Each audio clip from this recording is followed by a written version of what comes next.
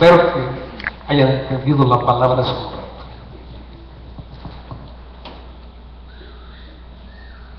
Hemos querido esta mañana arrancar con una serie de conferencias cada domingo. No se los pierda, por favor. Normalmente al concluir la Cuaresma es Semana Mayor, y al concluir Semana Mayor es Viernes Santo, y en el Viernes Santo acostumbramos siempre a hacer una reunión para hablar del sacrificio de Cristo, de la crucifixión, y después ya el domingo hablamos de la resurrección.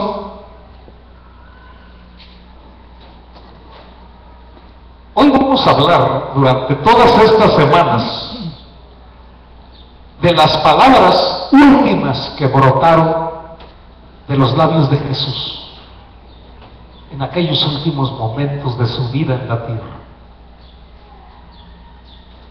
Y hemos titulado a esta serie de conferencias Las palabras que cambiaron la historia, porque esto es real, ¿eh? Esas palabras cambiaron la historia. Esas palabras todavía las siguen oyendo, siguen causando efecto, y gente va cambiando su destino del infierno al cielo. Estas primeras palabras que el Señor dijo y que yo quiero compartir hoy, le he puesto como tema: Padre, perdónalos. Y he tomado como base lo que está escrito en el libro de Lucas, que es realmente conmovedor.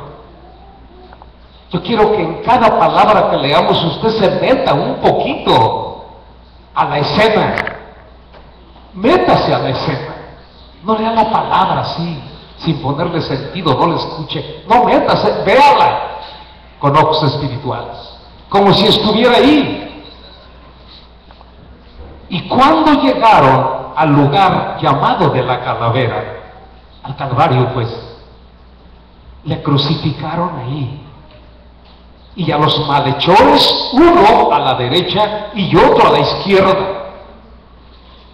Y Jesús decía: Padre, perdónalos porque no saben lo que hacen. Estas son unas de las conmovedoras últimas palabras que Jesús pronunció, el Hijo de Dios, desde una cruz. Les decía, en los últimos momentos de su vida en la tierra. Lo hizo desde una cruz, en medio de homicidas, en medio de malhechores, de los que habían hecho mal, que justamente estaban allí crucificados, colgados en las cruces respectivas.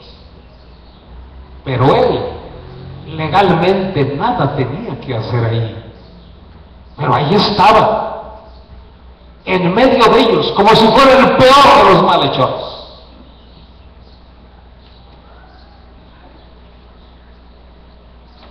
Padre, perdónanos.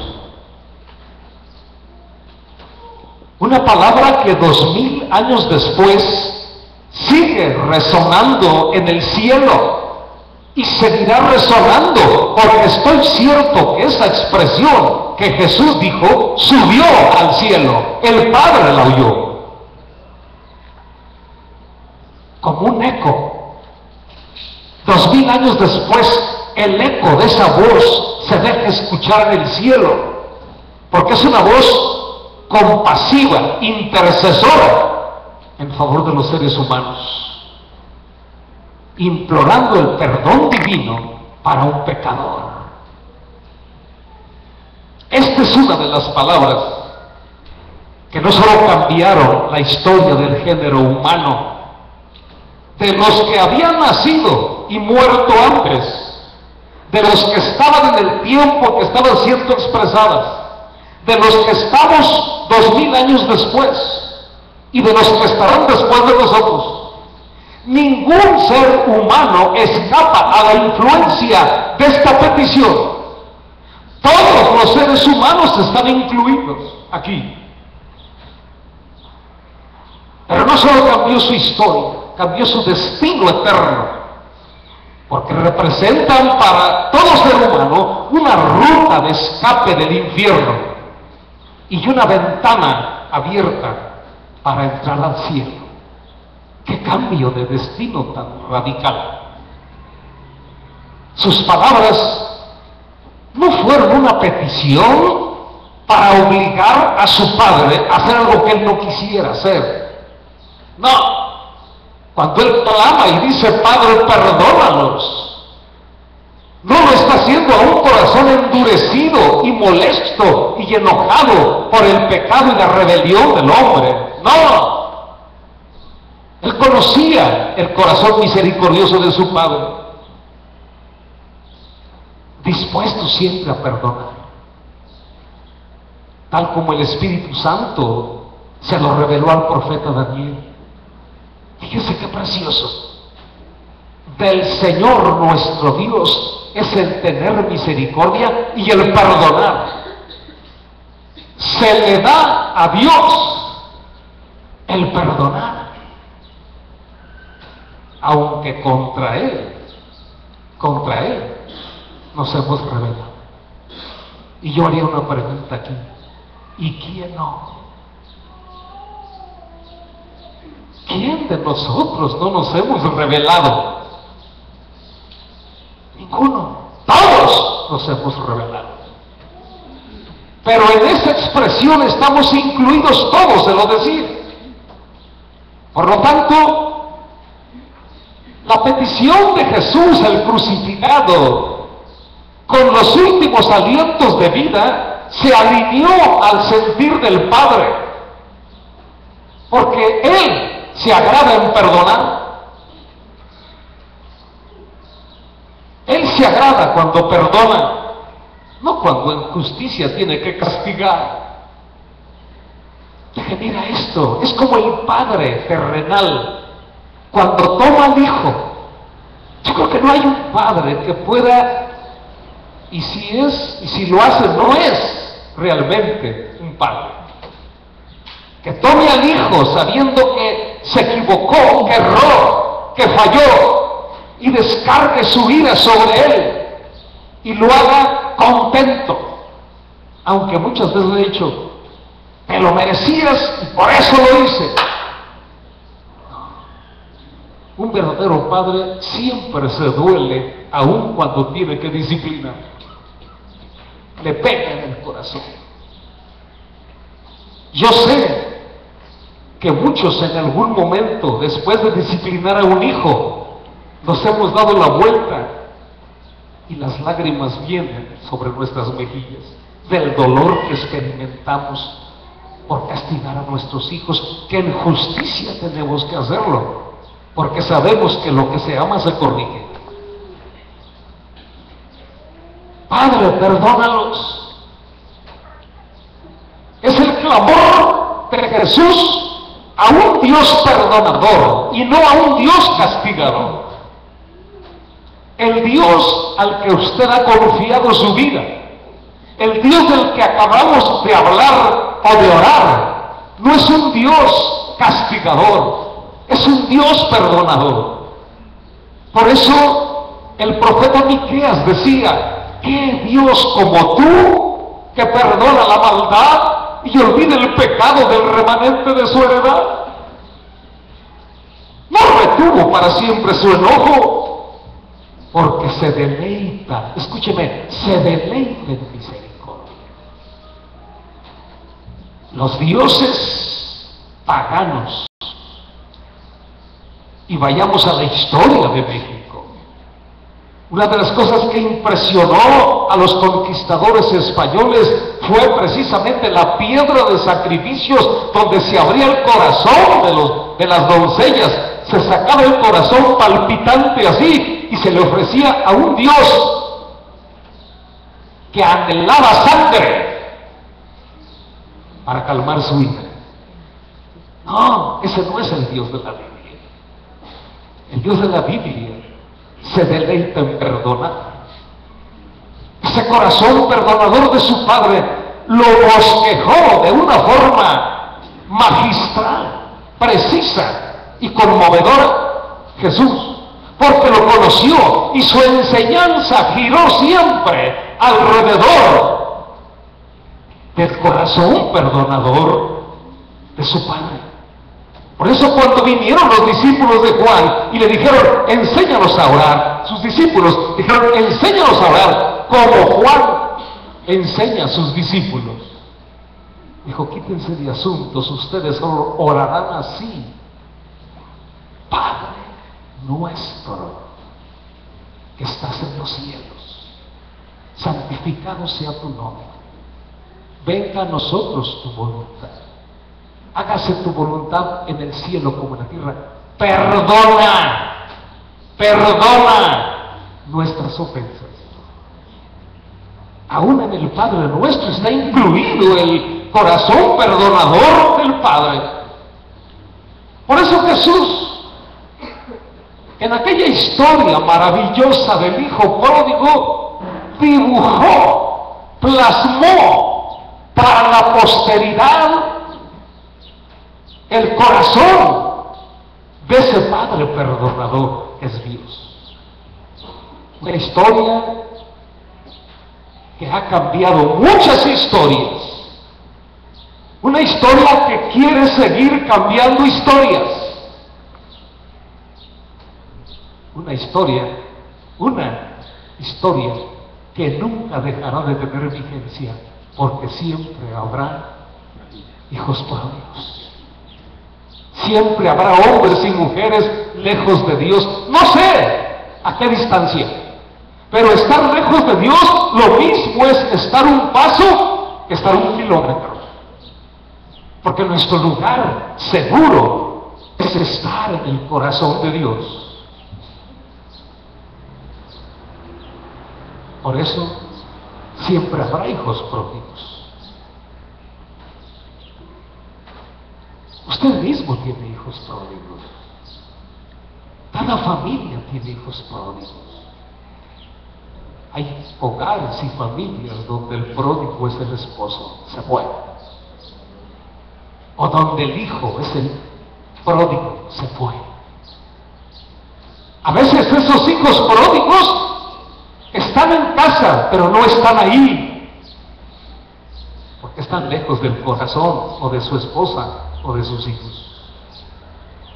Todos tenemos hijos pródigos. Por eso esta historia sigue teniendo vigencia.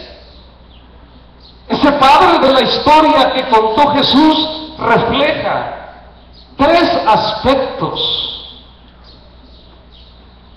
de ese padre hacia un hijo rebelde. Tres. Pero esta historia fue contada en aquel tiempo a los fariseos, a los religiosos. Esta historia es contada a nosotros, a todos los que estamos aquí, sin importar qué posición tenemos. De todos modos la necesitamos. Acuérdese que el hijo menor estaba lejos de Dios y el hijo mayor también, sin darse cuenta. ¿Cuál fue esto? Esto nos va a ilustrar perfectamente ese corazón. Cuando uno conoce el corazón del Padre, no tiene más que amarlo. Quien realmente no ama a Dios sobre todas las cosas es que no ha conocido el corazón de Dios para darse cuenta la magnitud con que Él lo amaba.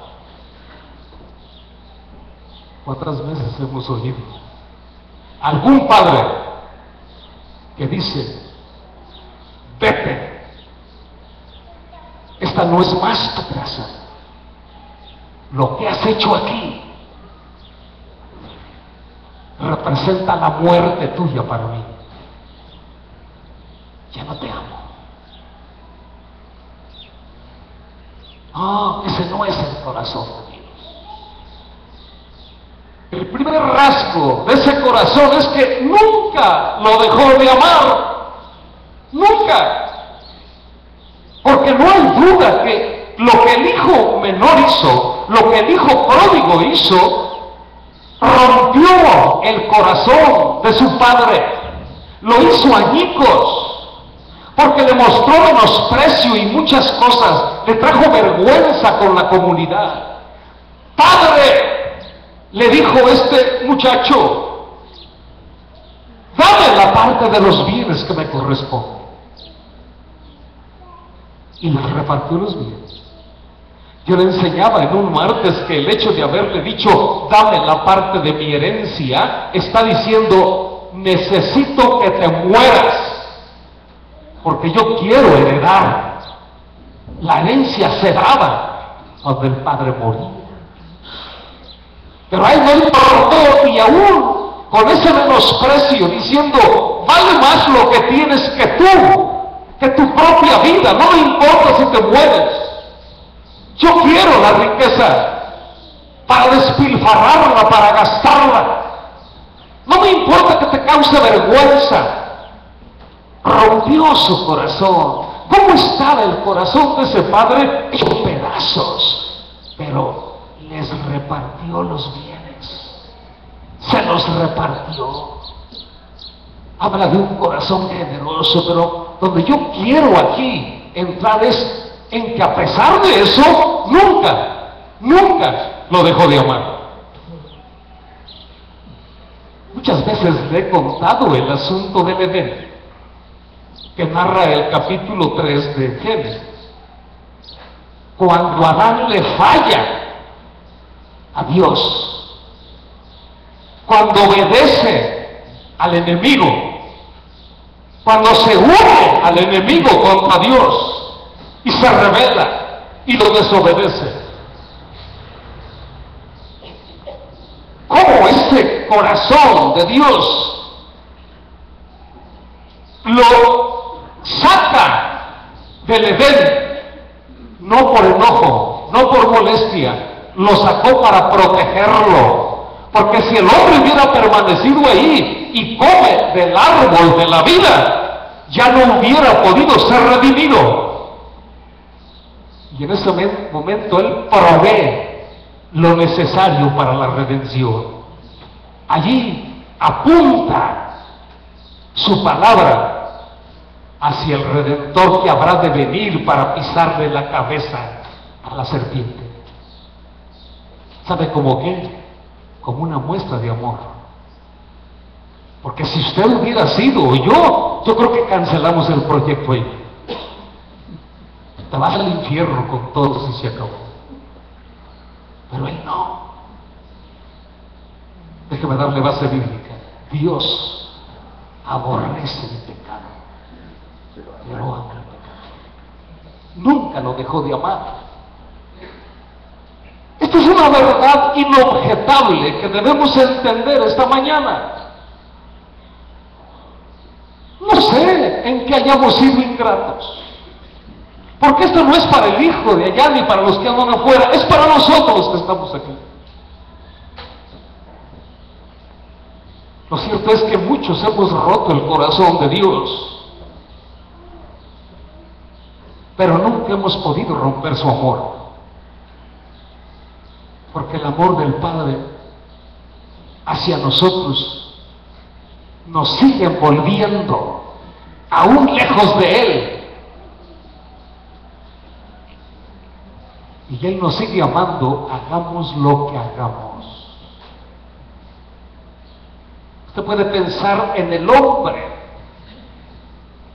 que más asesinatos haya cometido, en el hombre que mayor vergüenza haya traído a su familia. Tal vez lo puedan dejar de amar a su padre o su madre, pero él cuenta con el amor de Dios siempre. Porque ese amor nunca, jamás deja de ser. Es maravilloso entender esto cuando a través del profeta dice: con amor eterno te he amado. y eterno es que nunca se acaba. Pablo lo entendió y lo dejó escrito como el amor que nunca deja de ser, que todo soporta, que todo lo sufre, que nada espera. Él lo manifestó así, pero aquí el profeta dice, por eso, por tanto, porque nunca el amor deja de ser, te prolongué en misericordia. Quiero que piense en la misericordia de Dios extendiéndose. Es que este se va más allá, hasta allá está la misericordia. Hasta donde tú te vayas, hasta ahí te alcanza mi misericordia. La misericordia implica perdón, porque nadie obliga a Dios a hacerlo. Es un acto voluntario. Ahorita va a ver por qué. Bueno, ya lo dijimos. Porque Jesús no le clamó a un Dios que no quisiera perdonar. Se alineó a su sentir. Algo más que encontramos aquí, en este Padre, en este corazón, es que nunca perdió la esperanza de que regresara.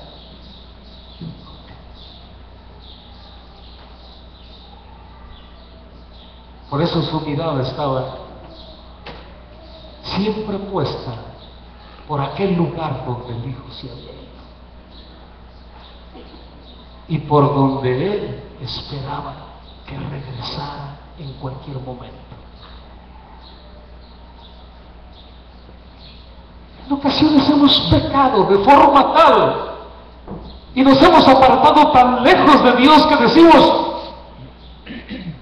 jamás yo creo que Dios espera que yo regrese. Dios es un Dios de esperanza, y sin importar lo que hagamos y lo lejos que andemos, siempre sale y está esperando que regrese.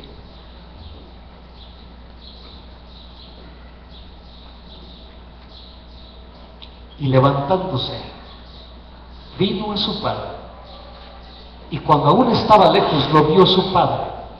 ¿Por qué? Porque lo estaba esperando. Por eso lo vio. Si su padre hubiera estado en otra cosa, ya el hijo se fue, ya no va a regresar, no lo hubiera visto regresar. Pero quiere decir que él se paraba cada día, viendo, dejando ir su mirada en lontananza, a ver si veía aparecer a su hijo. No perdía la esperanza de que apareciera.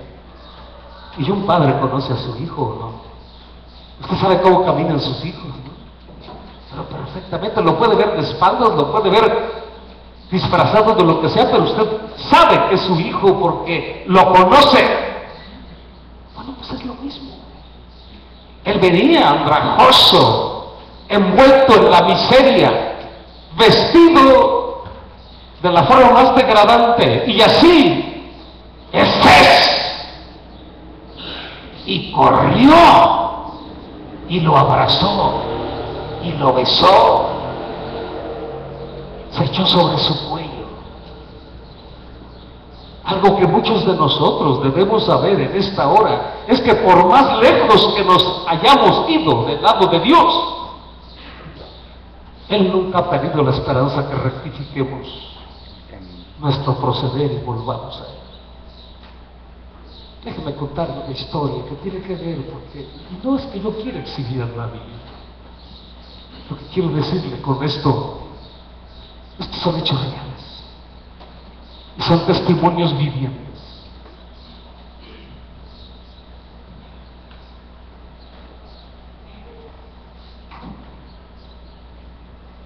En esta visita a Chicago, vimos cosas que llamaron nuestra atención. El primer día alguien estaba ministrando en la alabanza muy bien.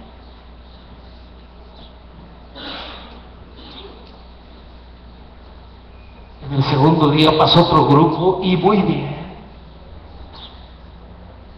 Y vimos personas sirviendo, que escúcheme, ya no servían.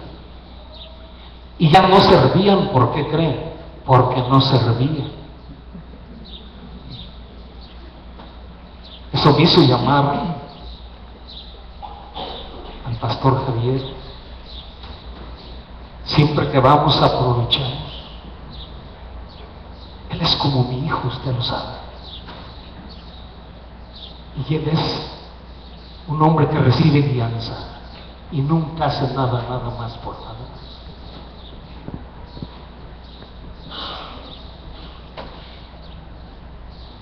Le dije, primero quiero felicitarte, porque no es fácil hacerlo, pero creo que en este último año te has dedicado a recoger basura. Te felicito porque tal vez a mí se me dificultaría más. Qué bueno. Ya aproveché para darle consejos de cómo que tenía que ser prudente para que no causara un efecto contrario. Darle tiempo suficiente para que la gente pudiera dar testimonio de un verdadero arrepentimiento. Había un hombre ahí que yo siempre amaba, porque lo vi nacer. Por mucho tiempo fue aquí uno de los líderes de alabanza. Se lo he contado otras veces, pero él es un compositor inspirado realmente. Sus canciones, yo he ido a lugares lejanos y las están cantando, porque las aprendieron de Marco Barrientos, de todos ellos. Apenas unos meses antes estaba muriéndose, casi de cirrosis. La última vez que yo platiqué con él, le dije, te vas a Michoacán o aquí te mueres. Dime cuándo te quieres ir. Yo te consigo el teléfono, el boleto y nos vamos. ¿Te quieres ir ahorita conmigo? Pero él andaba atrapado por el vicio. Y andaba según eso ministrando por ahí ligeramente. Un día le dije, quiero que entiendas algo. No me interesa tu ministerio. Me interesa tu alma y tu vida.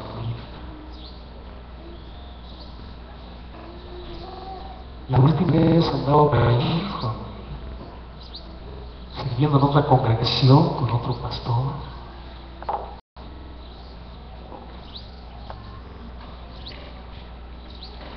Y su esposa iba a la congregación el año pasado. Me dice, pastor, fíjese que Jimmy está enfermo, no va a ir a orar por él. Y así le contesté, porque a mí me gusta orar. Dije, Martita, yo no puedo ir a orar por Jimmy. Él tiene su pastor para que ore por él. Yo ya no soy el pastor de Jimmy. Suena duro, pero ese es el orden. Es el respeto.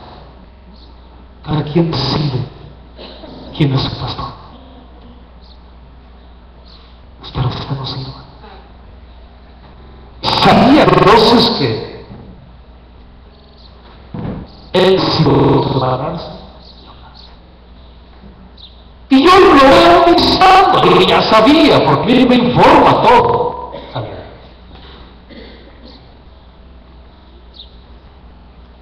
Antes de empezar a predicar, él había ministrado la alabanza, pues como siempre, él es un excelente músico y cantor. Es más, cantó algunas composiciones allí de su inspiración, así como diciendo, pues vea que... Y cuando terminó y bajó, se me acercó. Estaba ahí yo, nuestro hermano, vino y se acerca y me dice, pastor. Se apoyó aquí en mis rodillas y me dice,